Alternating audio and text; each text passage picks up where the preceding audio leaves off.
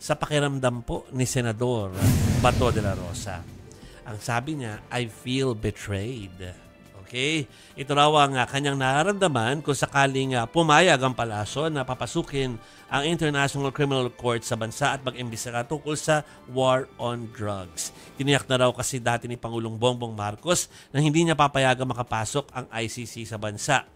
Inunote ko lang sa ilang interviews natin kay Senator Bato dito sa ating programa sa STL, sinasabi niya na nakailang beses siyang parang face-to-face with President Bongbong Marcos.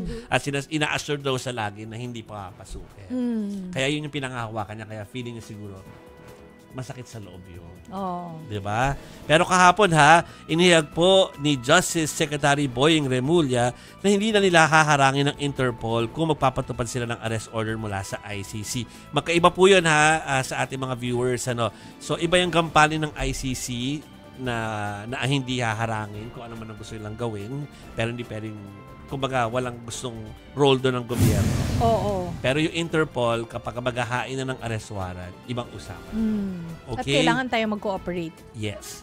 So, para naman po kay ICC Assistant to Counsel Attorney Cristina Conti, kung sakali ang Philippine National Police pa rin naman ang mag-iimplementa ng arrest warrant na yan. Wala naman daw kasing power ng Interpol na mag-issue ito. Yan po ang sinabi naman ni Attorney Cristina Conti, kahit na sinasabi na ni DOJ Secretary o ni Justice Secretary na pwedeng gawin niya ng Interpol.